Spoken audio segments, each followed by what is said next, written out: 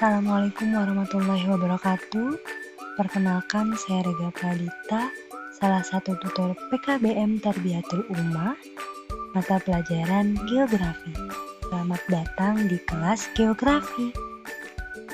Kali ini saya akan bahas modul 3 unit 3, Bumi Selalu Bergerak.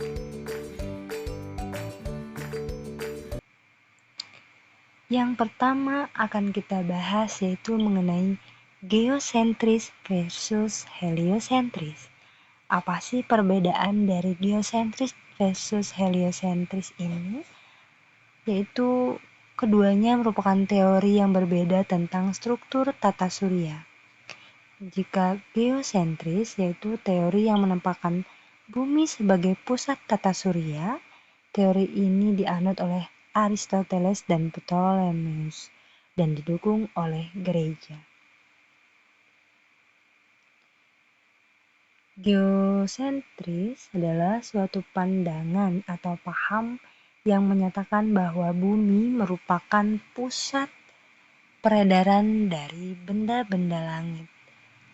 Ilmuwan yang mengukakan pandangan ini yaitu Aristoteles. Astronom pada masa itu menentukan peta bola langit yang didasarkan pada bumi sebagai pusatnya. Bahkan sampai sekarang, peta langit masih menggunakan bumi sebagai pusat tata koordinat.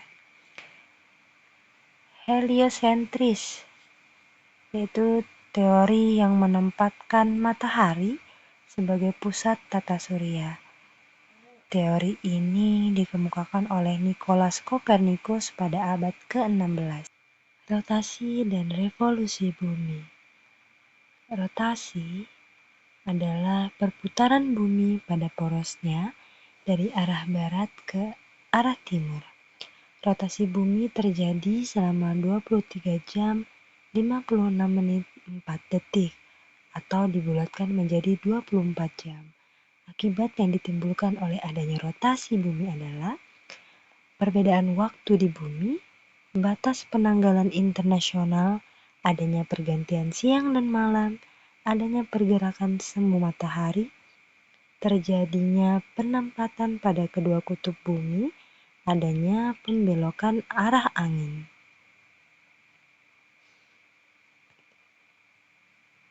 Revolusi bumi yaitu peristiwa bergeraknya bumi mengelilingi matahari. Waktu yang diperlukan bumi untuk satu kali revolusi disebut kala revolusi. Kala revolusi bumi adalah 365 seperempat hari atau selanjutnya disebut 1 tahun. Akibat yang ditimbulkan dari revolusi bumi tersebut yaitu perbedaan lama siang dan malam, gerak semu tahunan matahari, perubahan musim, perubahan kenampakan rasi bintang, dan tahun kabisat. Gerhana. Peristiwa gerhana sebenarnya adalah peristiwa alam yang terjadi pada saat tertentu dari hasil rotasi dan revolusi baik bulan maupun bumi. Yang pertama yang akan kita bahas adalah gerhana bulan. Gerhana bulan merupakan gerhana yang terjadi akibat bayang-bayang bumi menutupi bulan. Artinya, cahaya matahari yang menuju bulan pada malam hari terhalang oleh bulatan bumi. Macam-macam gerhana bulan yang biasa terjadi dapat dikelompokkan menjadi yang pertama, gerhana bulan total. Itu terjadi apabila bulan tepat berada di daerah umbra. Berawal dari gerhana bulan sebagian, kemudian menjadi gerhana bulan total dan akan menjadi merah. Warna ini berasal dari cahaya matahari yang masih diteruskan oleh bumi. Yang kedua ada gerhana bulan sebagian. Gerhana ini terjadi karena sebagian bayangan bulan berada di bagian umbra bumi, sedangkan bagian yang lain berasal di bagian penumbranya. Pada saat gerhana bulan sebagian, bulan akan memerah dan gelap, sedangkan sebagian lagi tampak normal. Yang ketiga, gerhana bulan penumbra.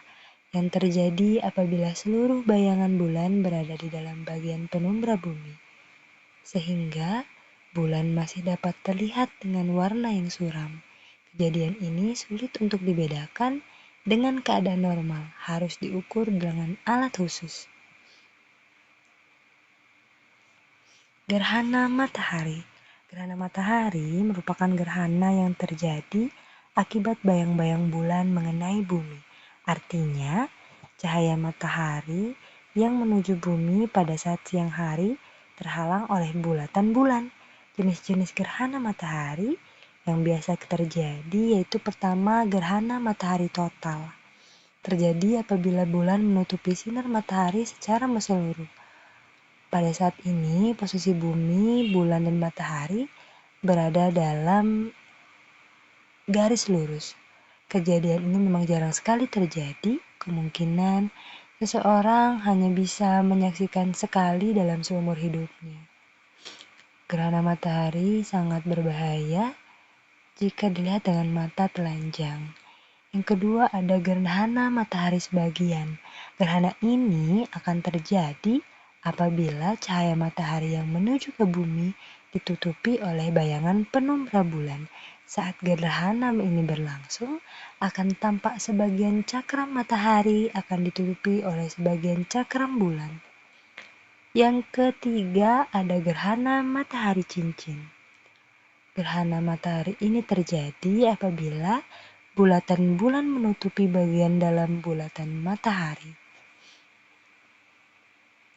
Terima kasih. Ada pertanyaan? Assalamualaikum warahmatullahi wabarakatuh.